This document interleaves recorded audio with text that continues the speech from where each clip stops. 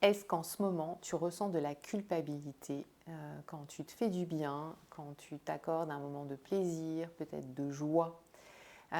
C'est quelque chose qui peut arriver quand on a été pendant un an en deuil, on a été beaucoup, beaucoup dans la tristesse, et puis tout doucement, il y a des petits soleils là qui arrivent, il y a des petites pointes de joie, il y a peut-être des petites bulles de plaisir qui arrivent, et derrière, schlac, la culpabilité débarque, le petit juge intérieur qui commence à vous raconter: ah, tu prends du plaisir, tu as passé une journée sympathique avec tes copines ou tu es allé en vacances, etc. Et lui, ben, il ne peut plus faire ça. Et toi, là, tu es vivante et tu prends du plaisir. Et ça vient appuyer sur ta blessure. C'est peut-être ce qui se passe en ce moment pour toi. Alors, en fait, c'est une étape qui est un peu intermédiaire. Intermédiaire, on a été dans cette phase de tristesse, de baisse d'énergie importante, d'épuisement, et puis tout doucement, ben, j'ai envie de dire, le soleil, il se lève à nouveau. On commence à se dire, ben là, tiens, ce truc-là, ça me fait du bien, je vais le faire souvent. Et même si cette culpabilité, elle arrive, c'est pouvoir la combattre, faire taire le petit juge intérieur de façon un peu autoritaire en lui disant c'est bon, je t'ai compris, mais tu te tais, ok? Et cette phase-là, pour moi, elle est aussi le signe que ton processus de deuil, il s'est bien déclenché et que tu chemines dans ton deuil et que tu avances.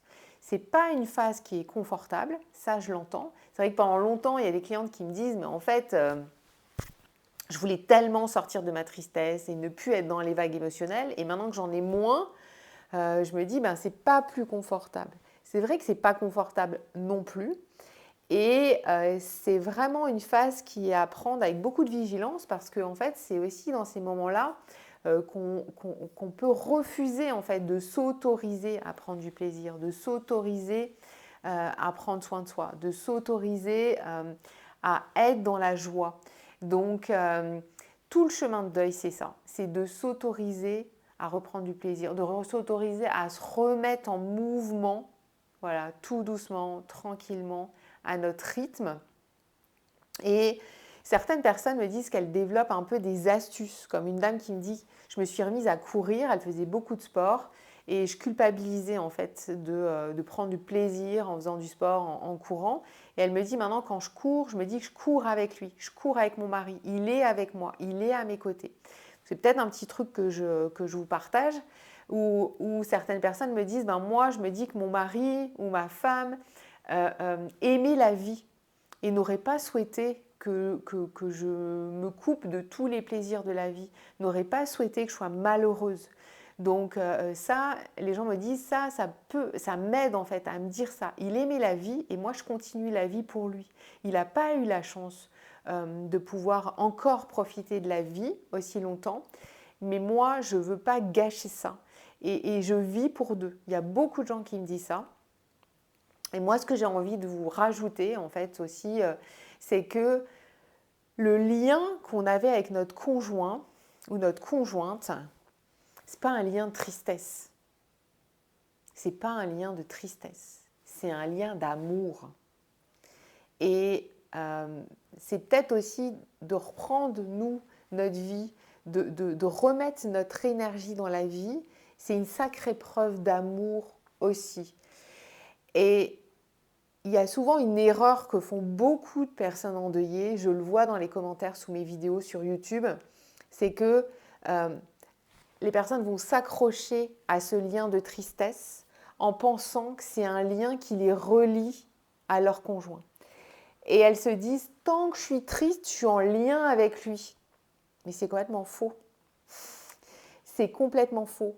Parce que si vous coupez ce lien de tristesse, vous allez vous reconnecter à ce lien d'amour. Et ce lien d'amour, il sera là forever, pour toujours. Je vais le dire en français pour mes amis québécois qui me suivent et qui n'aiment pas que j'utilise des mots en anglais. Ce lien d'amour, il sera là pour toujours.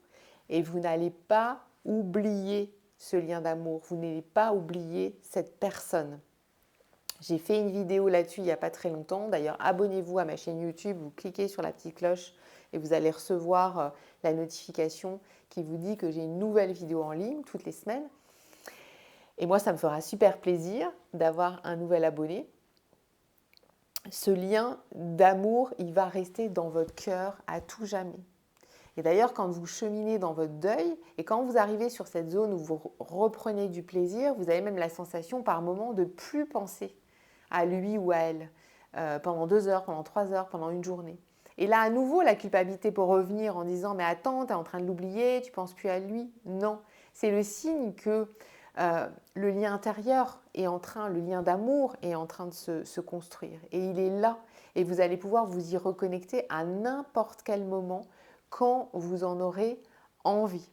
Donc j'ai envie de vous dire que la prochaine fois que vous faites un truc qui vous fait du bien, où vous dites « Yes, ça c'était super » et que la petite voix de la culpabilité débarque, ben, vous penserez à moi et vous réussirez, j'en suis sûre, à la faire taire.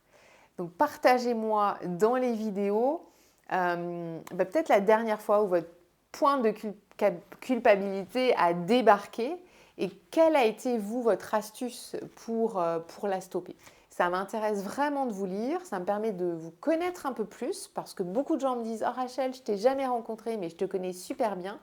Mais moi, à part les gens bien sûr qui font partie de la communauté des Yellow, je vous connais peu, donc ça me fera super plaisir. Je vous dis à très bientôt, je vous souhaite une douce journée et je vous embrasse fort.